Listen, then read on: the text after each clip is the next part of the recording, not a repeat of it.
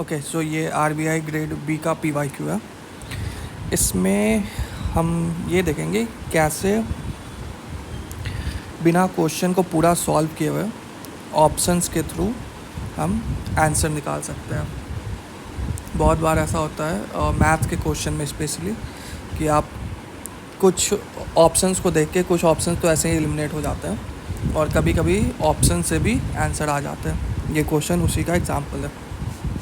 Okay, सो देखते हैं। इसमें ये बोल रहा है कि दो सीरीज़ है 1 and 2 जहाँ पे मिसिंग नंबर है p एंड q और दोनों का वैल्यू फाइंड करना है और उसका एलसीएम फाइंड करना है। ठीक है, तो फाइनली हम लोग को p और q का एलसीएम फाइंड करना है। ओके, सो उसके लिए पहले p और q फाइंड करना पड़ेगा। तो सबसे पहले p फाइंड करता है। ये पहला सीरीज़ है। ओके, तो जब भी इस टाइप का सीरीज़ हो, नंबर सीरीज़ हो और कुछ उसमें मिसिंग हो या कुछ गलत हो, उसको फाइंड करना है। तो पैटर्न हम देखते हैं और पैटर्न में सबसे पहले ये देखते हैं कि ये जो नंबर है वो इंक्रीजिंग ऑर्डर में या डिक्रीजिंग ऑर्डर में, मतलब यहाँ से लेके घट रहा है या फिर बढ़ रहा है।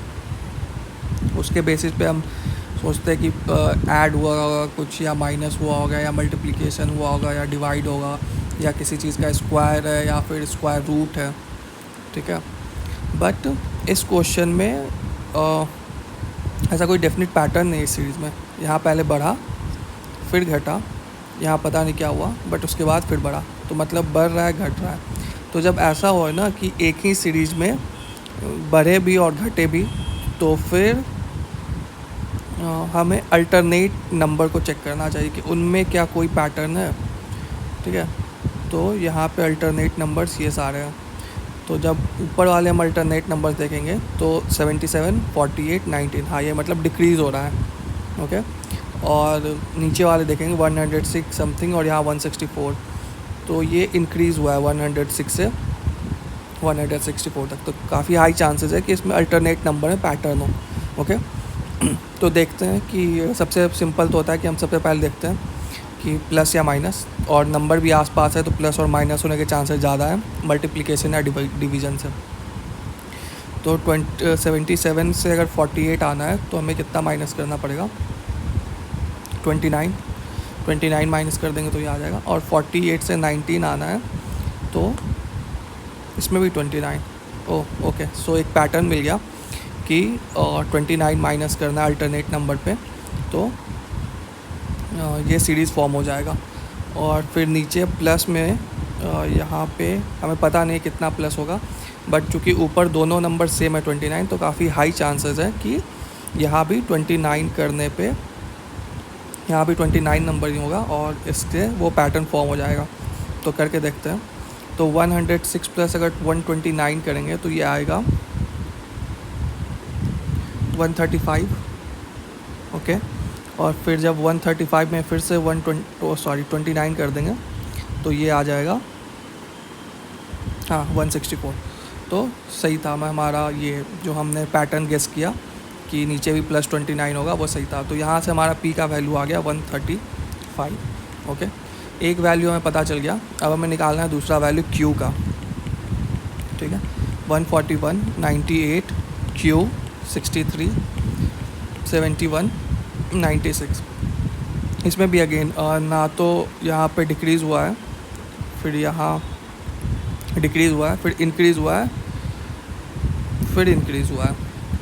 तो इसमें भी कोई एक लीनियर पैटर्न नहीं है कि या तो घट रहा हो या बढ़ रहा हो। और इसमें अल्टरनेट नंबर पे भी कोई पैटर्न नहीं मिल रहा है। मतलब यहाँ से अगर ये इन नंबर पे देखा अल्टरनेट 141 क्यू 171, तो यहाँ तो दिख रहा है कि हो सकता है डिक्रीज़ हुआ हो। बट जब दूसरा वाला अल्टरनेट नंबर्स देखेंगे तो यहाँ पे पहले डिक्रीज़ हुआ है और फिर इंक्रीज़ हुआ है। तो ये मुश्किल लग रहा है सॉल्व करना। मतलब अगर सॉल्व होगा भी तो ये टाइम टेकिंग होगा काफ़ी।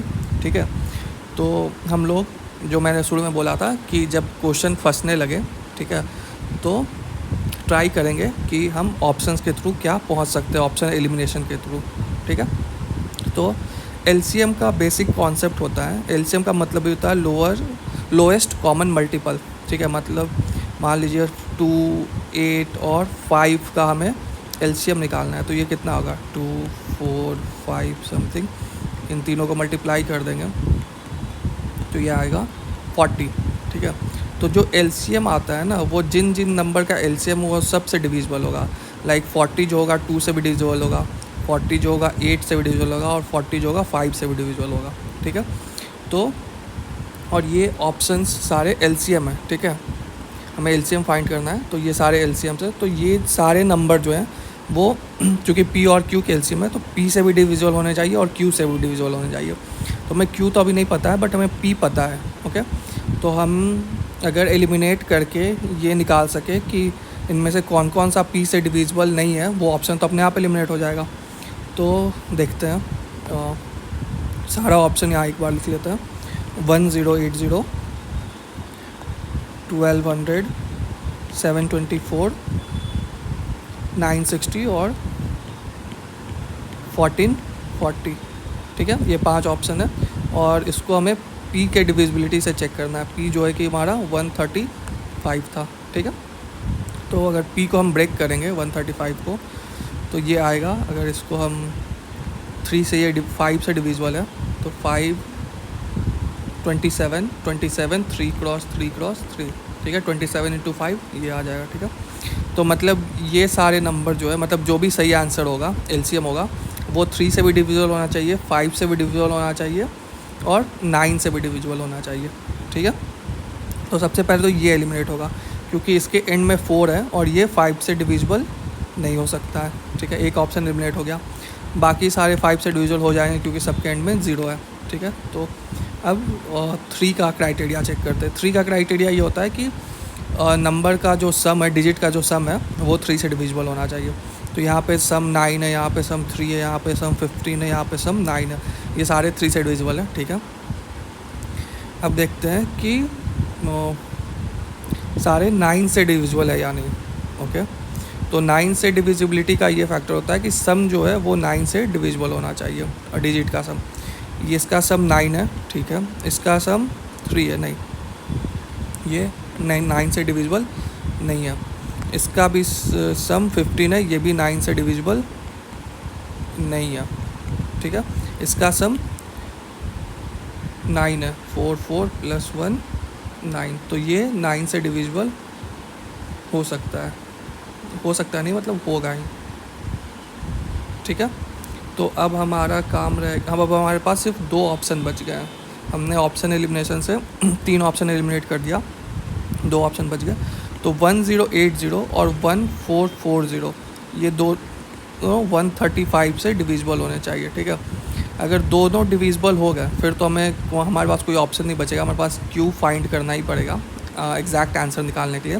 बट अगर इनमें से कोई एक डिविजिबल हुआ और कोई एक डिविजिबल नहीं हुआ, तो जो डिविजिबल नहीं हुआ वो आंसर नहीं हो सकता है, ठीक है। तो डिविजिबिलिटी से चेक कर लेते हैं। 135 को हम ऐसे लिख सकते हैं 5 क्रॉस 3 क्रॉस 3 क्रॉस 3, और यहाँ पे भी है 5 क्रॉस 3 क्रॉस 3 क्रॉस 3।